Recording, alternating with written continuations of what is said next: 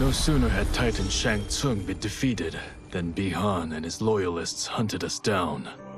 Outnumbered, we fled to Japan. There, we sought refuge from an old family friend. As children, we played together.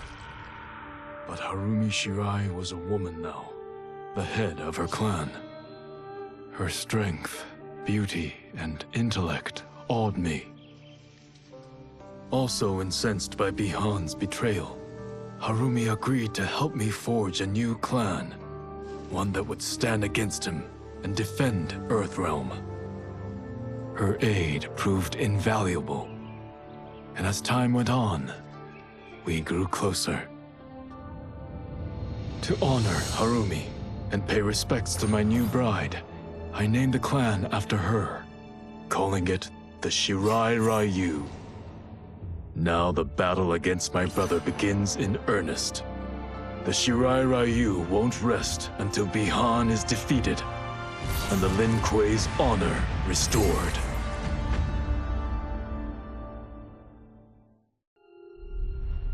Kuai Liang and I were working hard to build our new clan. But even with the help of his close friend Harumi, it was difficult. The biggest problem was finding the right initiates.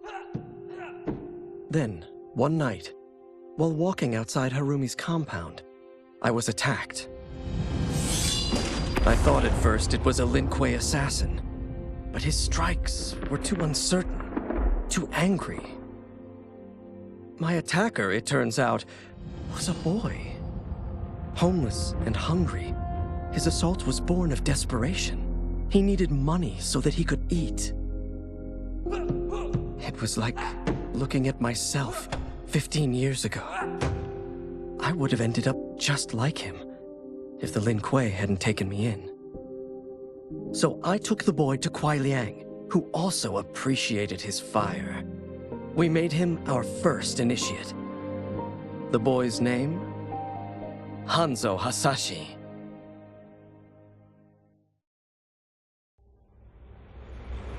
I had broken the Lin Kuei free of Liu Kang's enslavement. We were now masters of our destiny, and could take our place among Earthrealm's great nations. But taking and holding territory would require a vast army. I needed more fighters to make our presence felt. Then I recalled Shang Tsung's dragon warriors. An army of them would be unstoppable. But trafficking in such strong magic would surely draw Liu Kang's attention. Sector advised that we avoid detection by building our army using science, not sorcery. We've invested much into this endeavor, and we are beginning to see results. Once again proving the depths of Sector's genius. When we are done, all of Earthrealm will honor our desires and heed our demands. If not, they will face the Lin Kuei's wrath. Were it not for my godly counterpart, I would not have survived the battle against Titan Shang Tsung. Meeting him, though, raised questions. Why did I replace him in this new era? Why was I made mortal? Lord Liu Kang told me of his Raiden's nobility and righteousness, about his steadfast leadership in the defense of Earthrealm. He also told me about Raiden's dark side, how he could be consumed by rage and cast aside the rules he otherwise lived by. Making me mortal and incapable of such anger was to keep me from following in his footsteps. Though I understood the reasons why, I felt I had been done a disservice. To survive the coming battles, I may need the edge that only great rage can bring. As the Shaolin couldn't aid me, I sought out someone who could. Someone to stoke the fire within me and teach me to master it. For this, I could have no better teacher than the Shirai Ryu's Grand Master.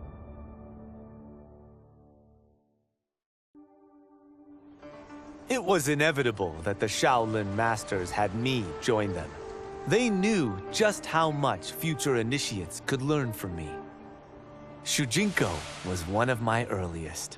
His ability to absorb anyone's powers and skills was amazing. With the right training, he could become our greatest champion. I knew that I alone could give it to him. But as his proficiency grew, so did his ego. In love with himself and his power, Shujinko became a threat to the realms. He hadn't learned humility, because I wasn't the one who could teach it. I should have listened to Raiden's warning and not tried to train Shujinko alone. After he was subdued, Shujinko's accumulated abilities and memories were taken from him. He is once again a new initiate, ready to begin his training. This time, Raiden and I train Shujinko together. He will become the champion he is destined to be. And I will fulfill my duties, humbly and cooperatively.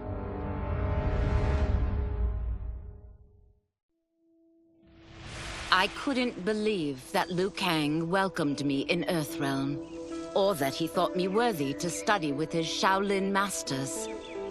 After a lifetime of wishing for one, I finally had a home. But my joy was tempered as I thought about Serena. My shadow sister was still under Quan Chi's yoke, and she deserved a life free of him as much, if not more, than I. Quan Chi and my other sisters proved tenacious, but they were no match for my blade. I snatched Serena from them. Then Liu Kang helped me break Quan Chi's spell. Her mind free of his influence for the first time in years, Serena chose to join me in Earthrealm. My sister and I once again fight side by side. Only now we do so for Earthrealm. Together, we have formed the Order of Light. Quan Chi's plot collapsed. Along with it, my plan to secure new beings to feed my starving people. Because I'd advocated for partnering with him, I was held responsible. If I didn't seize for Viternus' new feeding grounds, the Coven would banish me. But then, I had a revelation. I didn't need to conquer realms to feed my people. I simply needed to capture enough beings to breed them. Once they multiply, Viternus will have a limitless, renewable source of food. And I only need a few thousand to start. A number so small compared to the billions in the realms that no one will notice as people go missing. But it will be more than enough to establish our breeding stock and feed a ravenous Viternus.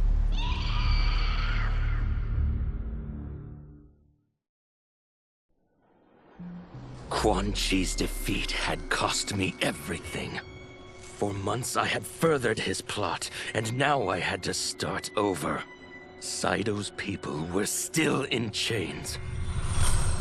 That's when Rain approached me. On the run from Empress Mileena, he was desperate for help. And though I'd had my fill of sorcerers, this one was different. I agreed to provide him safe haven. He agreed to help topple Saido's government. And topple it we did. Rain summoned a wave so fast, so powerful, that it crushed the capital. Saido's fascist rulers were swept away. My people are finally free. They can chart their own course, needing only to follow their own desires. Their lives are now blessed by anarchy.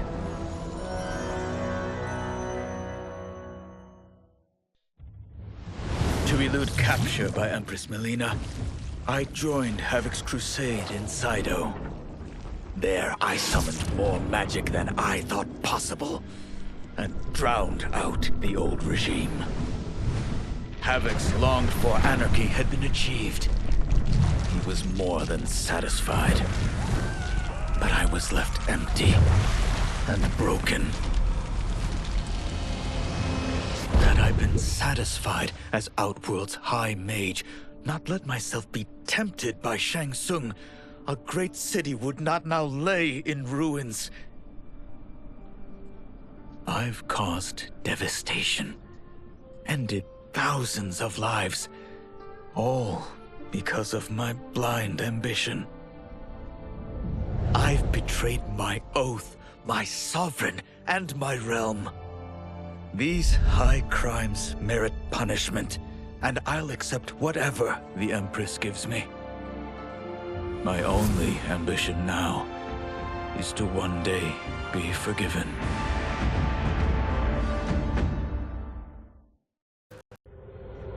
As the darkness enveloped me, I took a long last look at my family. I did not expect to see them again until their souls joined mine in the living forest. But miraculously, my beloved husband delivered me from oblivion. Though he couldn't save my body, Jared had preserved my soul. Like him and countless others, I am now a part of Ermac. Yet ours is not a peaceful repose. The collected souls within Ermac have their own needs and agendas. Before we can speak as one, we must first reach consensus. I had thought, as the former rulers of Outworld, I and Jared would hold sway. But here we are, two souls among many thousands, fighting for the right to be heard. And if there is one thing we do well together, it is fight. We will win the right to govern Ermac as we once had governed Outworld. And we will rule for the benefit of all.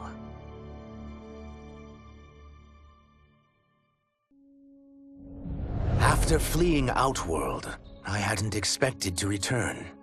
But then, I also hadn't expected the new Empress to make me an offer I couldn't refuse. To thank me for helping stop General Shao's rebellion, she asked me to be her emissary to the Zaterrans. Going home, bearing the seal of the royal house, I would show, once and for all, that my mutation wasn't to be feared. That it wasn't a source of shame. To my surprise, I was welcomed. But those warm smiles hid a dark secret. I stumbled upon a trove of official records, which showed that my shape-shifting ability isn't unique. Many Zaterrans are born with it, but are killed by their government to keep it from spreading. Who started this barbaric policy? Who is now enforcing it is unknown. But I will find out. And I will put an end to this madness.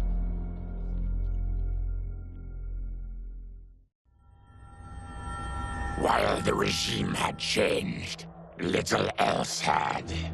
My people still suffered in silence, ignored by the rest of Outworld.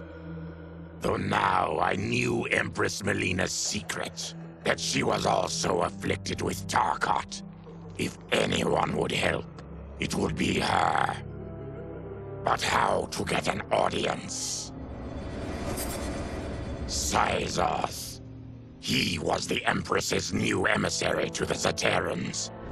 I asked him to introduce us. At great personal risk, he agreed. And as I'd prayed, the Empress was willing to meet. Even better, she would visit the colony. She was shocked to see how we lived. She moved quickly to provide for our care and comfort. Thanks to the Empress and Syzoth, we Tarkatans are no longer pariahs. Until our disease can be cured, that will do. Though worried about how the public might react, I met with Baraka to discuss his Tarkatans. Speaking from his heart, he moved me. I agreed to visit his colony and see how his people lived. The conditions were atrocious. This was one of my mother's few mistakes. Like all Outworlders, she treated Tarkatans with scorn. What they deserved from us was compassion.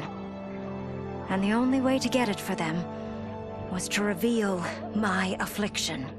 To show all my subjects that even an Empress could get Tarkat. The scandal my revelation caused was intense. But with the help of Kitana and Tanya, I emerged from it a stronger Empress than ever. My honesty, empathy, and resolve won over my remaining doubters. There is no longer any question that I am fit to lead the Empire.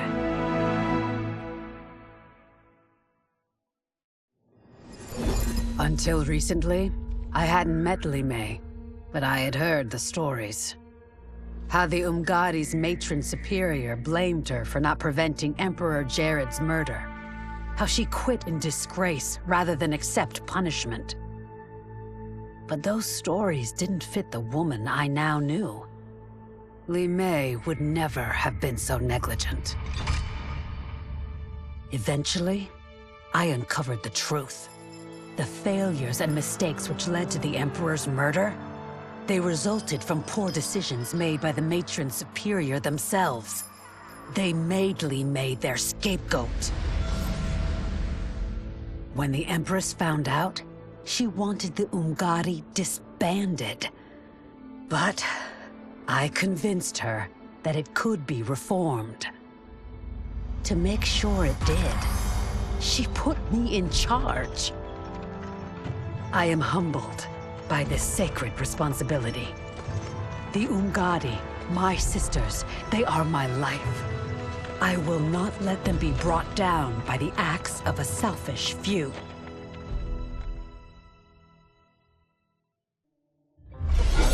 As her reign began, Empress Mileena faced many challenges. To meet them, she turned to the people she trusted. Her sister to lead her army, and me to lead her Imperial police. Though I missed Empress Sindel dearly, I was glad my ties with her family had been mended. But while it was an honor to be made responsible for Outworld's internal security, I soon realized accepting the appointment was a mistake. I'm not cut out to be a bureaucrat, nor am I patient enough to navigate the Imperial Court's politics. I was at my best patrolling Sundo's streets, when I could feel the city's pulse and serve and protect its citizens directly. That's why I resigned my post and resumed my role as Sundo's first constable. I end each day knowing I've made a difference.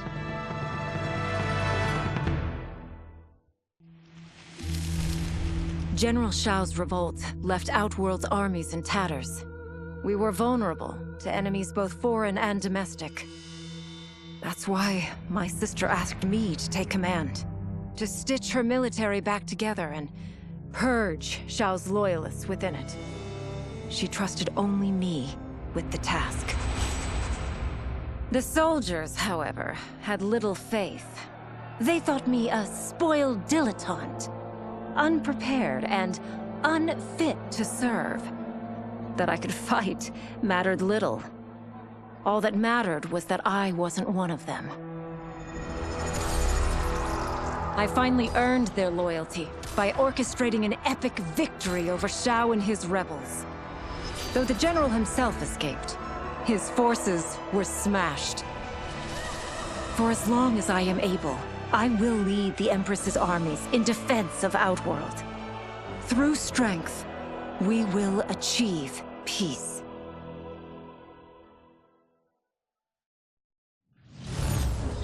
The battle had been lost. But the war isn't over. I won't stop fighting until I take Outworld's throne.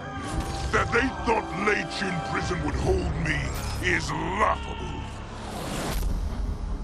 Once free, I began planning my next campaign.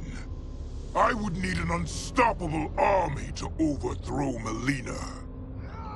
Unfortunately, most of my former soldiers lacked the courage to rally to my standard. Rebuilding my army would require finding new recruits.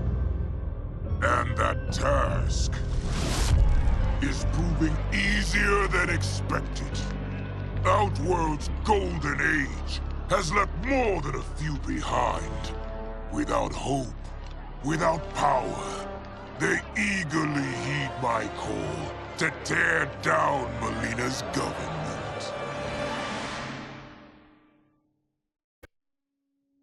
With General Shao freed from prison, we began raising a new army against the royal family. Though many were eager recruits, few were good at soldiering.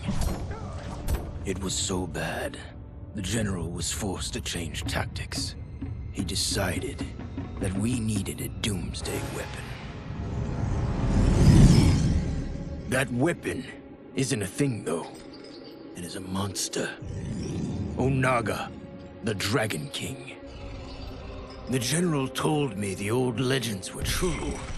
That his ancient ancestor defeated Onaga, trapping him deep inside Mount Sagan. The Dragon King is still there today.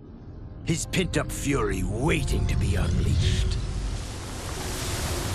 Because Onaga is so dangerous, the general wouldn't risk trying to tame him before.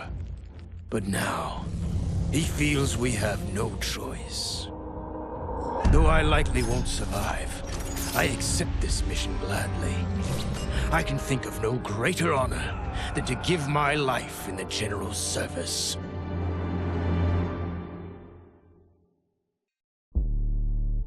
After escaping Lei Chin Prison, I was hounded by the Imperial Police. I needed a place to hide and to recuperate while I plotted the best way forward. I knew the remote canton of my youth would be perfect. To escape capture, I traveled by sea. Little did I know that a gargantuan storm was brewing. My tiny craft was smashed apart. I closed my eyes, waiting to drown, hoping that the Netherrealm wouldn't claim my soul. But when I reopened them, I found myself not in hell, but on a deserted island. From its ruins, I could tell that great sorcerers had once lived there. In the caves beneath the ruins, I found what I can only describe as a well of souls. Once I learn how to wield its power, I will become invincible.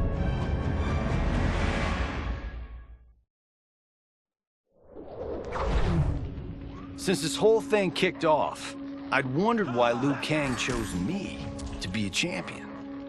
I mean, sure, I was killing it as a martial arts star, but it's one thing when it's all for show. It's different when you're playing for keeps. Then Liu Kang let me in on his master plan. He wanted the masses to know about the world beyond them, the one filled with gods and monsters, and he wanted me to tell him about it. But I knew revealing the truth all at once would be too shocking of a plot twist for most. That's why I pitched doing a bunch of stories, to slowly get people used to it. And if there's one thing I can do, besides kick ass in combat, it's build a cinematic universe. I'm serving up movies, streaming series, games, you name it. I like that I'm doing a public service, and it doesn't hurt that I'm making more than a few bucks. It's the kind of synergy that would make any studio mogul proud.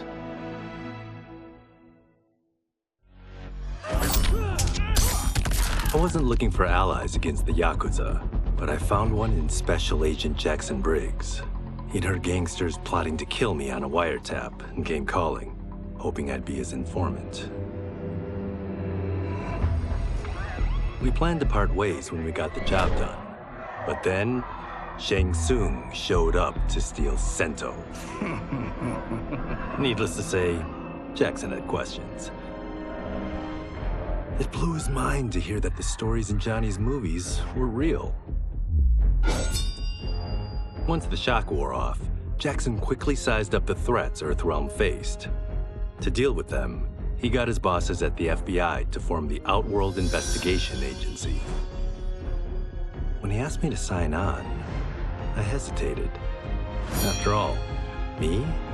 A government agent? But it's an important job. And more importantly to me, an honest living.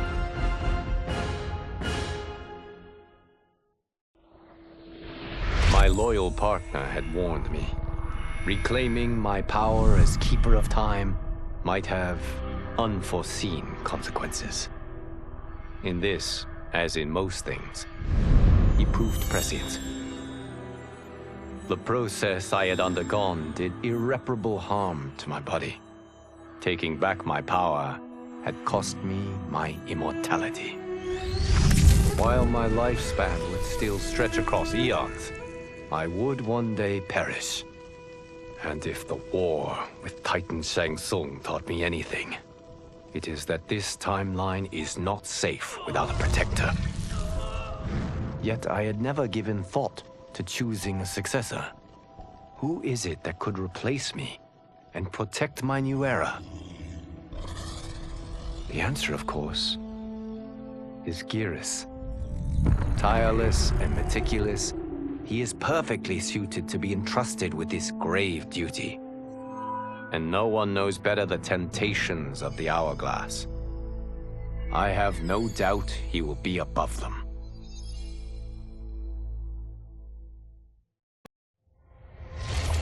Though the barriers between timelines had been rebuilt, there was no question that they could again be broken. Protecting this timeline would require eternal vigilance, so that it could not fall victim to further outside aggression. But nothing in my countless lifetimes had prepared me for this task. In none of them had multiple timelines ever coexisted. Monitoring them for threats was an entirely novel problem. It would require a novel solution. I discovered that though the timelines no longer touched, their meeting had left them intertwined. I can now secretly surveil all timelines, keeping watch for potential danger. It pleases me to do this service for the new era. Lord Liu Kang may rest assured that it is secure.